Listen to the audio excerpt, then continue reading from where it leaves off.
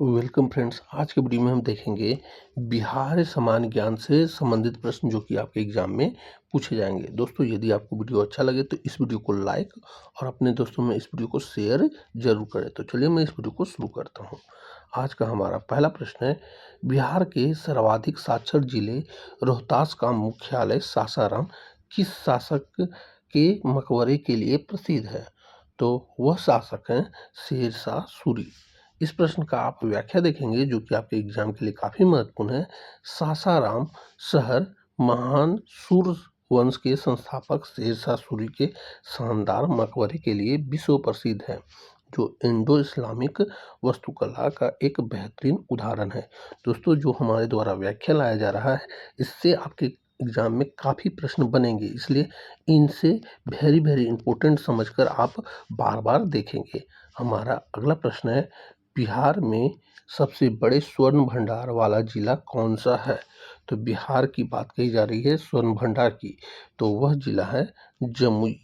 इस प्रश्न का आप व्याख्या देखेंगे कि भारतीय भूवैज्ञानिक सर्वेक्षण के अनुसार जमुई जिले में सोनो क्षेत्र में बिहार का सबसे बड़ा स्वर्ण अयस्क का भंडार मौजूद है, जो देश के कुल भंडार का एक महत्वपूर्ण हिस्सा है। हमारा अगला प्रश्न है, बिहार का सबसे बड़ा डेयरी प्लांट सुधा किस सहकारी मॉडल पर आधारित है? तो यह आधारित है दोस्तों अमूल मॉडल पर। इस प्रश्न का आप व्याख्या देखेंगे कि बिहार की सुधा डेयरी गुजरात के प्रसिद्ध अमूल मॉडल पर आधारित एक त्रिस्तरीय सरकारी संरचना है, जिसमें गांव स्तर पर समितियां, जिला स्तर पर संघ और राज्य स्तर पर फेडरेशन होते हैं। दोस्तों, ये सारे के सारे फैक्ट आपके एग्जाम के लिए काफ़ी महत्वपूर्ण है। हमारा अगला प्रश्न है, बिहार की सबसे बड़ी मस्जिद शेरशाह की मस्जिद पटना के किस स्थान पर स्थित है? दोस्तों, ये वेरी वेरी इंपॉर्टेंट क्वेश्चन लगा लीजिए, यह 100% आपके एग्जाम में पूछा जाएगा। तो वह स्थित है पटना मेडिकल कॉलेज PMCH में। इस प्रश्न का आप व्याख्या देखेंगे कि यह ऐतिहासिक मस्जिद पटना मेडिकल कॉलेज और अस्पताल परिसर के दक्षिण पूर्व कोने में स्थित है। हमारा अगला प्रश्न है, बिहार का सबसे बड़ा विश्वविद्यालय परिषद कैंपस वाला मगध विश्वविद्यालय किस प्रसिद्ध स्थल के पास है? तो दोस्तों, यह स्थित है महाबोधि मंदिर बोधगया में। इस प्रश्न का आप व्याख्या देखेंगे कि मगध विश्वविद्यालय का विशाल परिसर बोधगया में स्थित है, जो यूनेस्को विश्व धरोहर स्थल महाबोधि मंदिर से कुछ ही किलोमीटर की दूरी पर है। हमारा अगला प्रश्न है, बिहार का सबसे लंबा डबल ड्रेकल फ्लाईओवर किस शहर में बनाया गया है?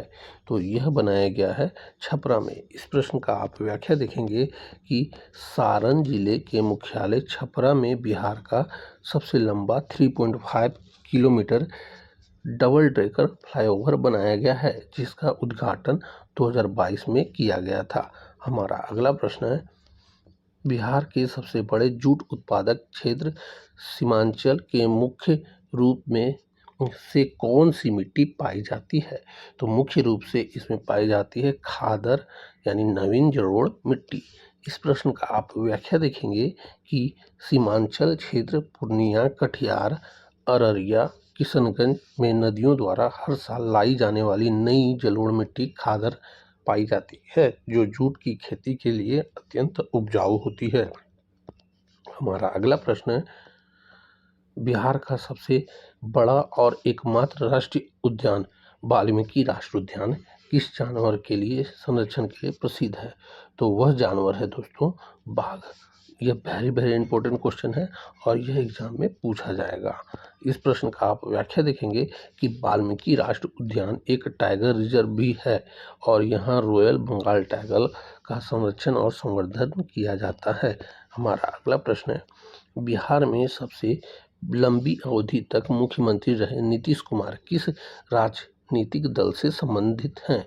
तो वह संबंधित है जनता दल यानी यूनाइटेड से। इस प्रश्न का आप व्याख्या देखेंगे कि नीतीश कुमार जनता दल या जदयू के प्रमुख नेता हैं और इसी दल के बैनर तले वे कई बार बिहार के मुख्यमंत्री बने हैं। हमारा अगला प्रश्न है कि बिहार में सबसे बड़े रॉक कट गुफा समूह बराबर की गुफाएं का निर्माण किसने करवाया था? तो यह करवाया गया था सम्राट अशोक और उनके पुत्र दशरथ के द्वारा। इस प्रश्न का आप व्याख्या देखेंगे कि इन प्राचीन गुफाओं का निर्माण मौर्य सम्राट अशोक के आजीवक संप्रदाय के संतों के लिए करवाया था। बाद में उनके पौत्र दशरथ ने भी कुछ गुफाओं का निर्माण करवाया था। दोस्तों ये सारे के सारे फैक्ट आपके एग्जाम के लिए काफ़ी महत्वपूर्ण है, इसलिए इसे आप बार बार देखेंगे। बिहार में सर्वाधिक लिंगानुपात वाले जिले गोपालगंज का नाम किसके नाम पर पड़ा? तो दोस्तों यह पड़ा था कृष्ण के नाम पर, यानी गोपाल पर। इस प्रश्न का आप व्याख्या देखेंगे कि ऐसी मान्यता है कि चेर वंश के एक राजा ने भगवान कृष्ण गोपाल के सम्मान में इस स्थान का नाम गोपालगंज रखा था। हमारा अगला प्रश्न है, बिहार में सबसे बड़ा भूकंपीय जोखिम क्षेत्र किस भौगोलिक प्लेट की निकटता के कारण होता है? तो दोस्तों यह होता है यूरेशियन और इंडियन प्लेट के निकटतम के कारण। इस प्रश्न का आप व्याख्या देखेंगे कि उत्तरी बिहार में भूकंपीय संवेदनशीलता का मुख्य कारण हिमालय क्षेत्र में इंडियन टेक्टोनिक प्लेट का यूरेशियन के नीचे धंसना है, जिससे इनोरमी तनाव पैदा होता है। ये सारे के सारे फैक्ट आपके एग्जाम के लिए काफ़ी महत्वपूर्ण है। हमारा अगला प्रश्न है, बिहार का सबसे पुराना अंग्रेजी दैनिक समाचार पत्र कौन सा है जो अभी भी प्रकाशित होता है? तो वह समाचार पत्र है दोस्तों द सर्च लाइट, अब हिंदुस्तान टाइम्स है। दोस्तों यह वेरी इंपॉर्टेंट क्वेश्चन है और यह 100% आपके एग्जाम में क्वेश्चन पूछा जाएगा। इस प्रश्न का आप व्याख्या देखेंगे कि 1918 में शुरू हुआ द सर्च लाइट बिहार का सबसे पुराना और प्रभावशाली अंग्रेजी अखबार था। बाद में इसका विलय हिंदुस्तान टाइम्स में हो गया, जो आज भी पटना से प्रकाशित होता है। हमारा अगला प्रश्न है, बिहार के सबसे बड़े मेडिकल कॉलेज पीएमसीएच का पुराना नाम क्या था? तो इसका पुराना नाम है prince of Wales medical college. इस प्रश्न का आप व्याख्या देखेंगे कि 1925 में इसकी स्थापना के समय इसका नाम तात्कालीन प्रिंस ऑफ वेल्स, बाद में किंग्स एडवर्ड 8 के सम्मान में prince of Wales medical college रखा गया। हमारा अगला प्रश्न है, बिहार का सबसे ऊंचा जलप्रपात ककोलत की ऊंचाई लगभग कितनी है?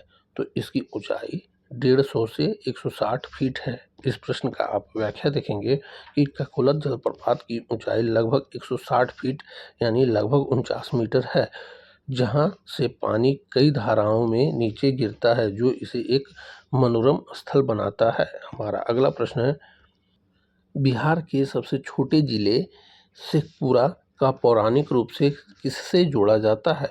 तो यह जोड़ा जाता है सूफी संत हजरत शेख सफुद्दीन यहाना मनेरी से। इस प्रश्न का आप व्याख्या देखेंगे कि माना जाता है कि इस स्थान का नाम महान सूफी संत शेख सरफुद्दीन यहान मनेरी के नाम पर पड़ा, जिसका यहाँ काफ़ी प्रभाव था।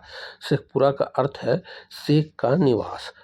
हमारा अगला प्रश्न है, बिहार में सबसे बड़ा दलहन उत्पादक टाल क्षेत्र किस फसल के लिए विशेष रूप से जाना जाता है? तो दोस्तों यह जाना जाता है मसूर के लिए, माने मसूर दाल के लिए। इस प्रश्न का आप व्याख्या देखेंगे कि मोकामा बढ़ैया का टाल क्षेत्र रबी मौसम में मसूर दाल के बम्पर उत्पादन के लिए पूरे भारत में प्रसिद्ध है। यहाँ की मिट्टी इस फसल के लिए आदर्श है। हमारा अगला प्रश्न है, बिहार के सबसे बड़े गुरुद्वारे तख्त श्री हरमिंदर जी पटना साहिब का वर्तमान स्वरूप किस महाराजा ने बनवाया था?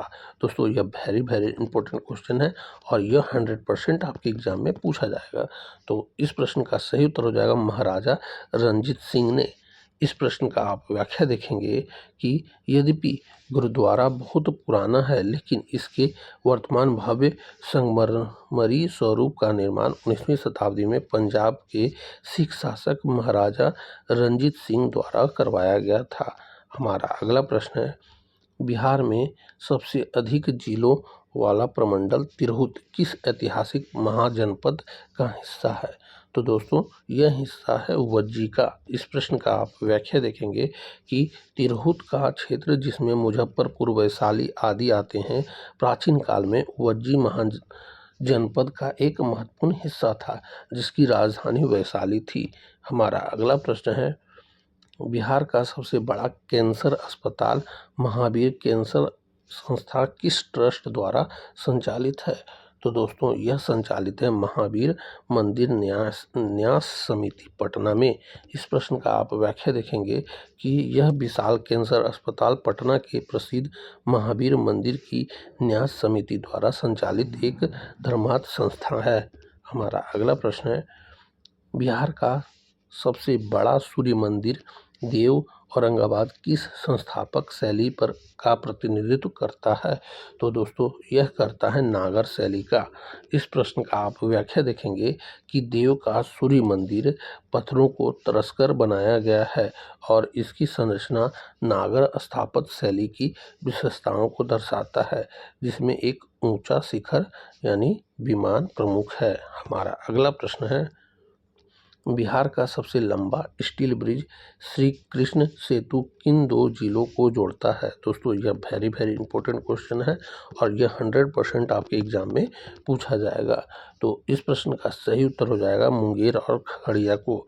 इस प्रश्न का आप व्याख्या देखेंगे कि श्री कृष्ण सेतु गंगा नदी पर बनाया गया है और यह दक्षिण में मुंगेर जिले को, उत्तर में खगड़िया और बेगूसराय जिलों से जोड़ता है। हमारा अगला प्रश्न है, बिहार के सबसे बड़े संग्रहालय बिहार म्यूजियम का डिजाइन किस देश के वास्तुकारों ने तैयार किया था? तो यह तैयार किया गया था जापान के द्वारा। दोस्तों ये वेरी इंपॉर्टेंट क्वेश्चन है और यह 100% आपके एग्जाम में पूछा जा सकता है। इस प्रश्न का आप व्याख्या देखेंगे कि बिहार म्यूजियम का विश्व स्तरीय डिजाइन जापान की प्रसिद्ध वास्तुकार फर्म माकी एंड एसोसिएट ने कनाडा की अपोलिस के साथ मिलकर तैयार किया था। हमारा अगला प्रश्न है, बिहार में सर्वाधिक अनुसूचित जनजाति जनसंख्या प्रतिशत में वाला जिला कौन सा है? तो उस जिला का नाम है पश्चिमी चंपारण। इस प्रश्न का आप व्याख्या देखेंगे कि 2011 की जनगणना के अनुसार पश्चिमी चंपारण जिले में राज्य की कुल जनसंख्या में अनुसूचित जनजाति का प्रतिशत सर्वाधिक लगभग 6.35% है। दोस्तों आप हमें कमेंट करके बताएंगे कि एससी जनजातियों की संख्या प्रतिशत में सबसे ज़्यादा कहाँ पर है, ये आप हमें कमेंट करके बताएंगे। हमारा अगला प्रश्न है और इस वीडियो का आखिरी प्रश्न, बिहार का सबसे बड़ा रामसर स्थल कांवर झील किस नदी के विसर्ग से बना है? तो दोस्तों यह बना है बूढ़ी गंडक के विसर्ग पर। इस प्रश्न का आप व्याख्या देखेंगे कि यह विशाल गोखुर झील बूढ़ी गंडक नदी के अपना रास्ता बदल लेने के कारण बने एक परित्यक्त मार्ग में पानी जमा होने से बनी है। दोस्तों यहीं पे हमारा यह वीडियो समाप्त होता है। 25 क्वेश्चन आपके एग्जाम में लगभग इन प्रश्नों से मेल खाते मिलेंगे, इसलिए इन प्रश्नों को आप बार बार देखेंगे और एग्जाम देने से पहले सारे के सारे वीडियो को एक बार ज़रूर देखकर जाएंगे। तो अब हम आपसे मिलेंगे अगली वीडियो में, तब तक के लिए जय हिंद, वंदे मातरम।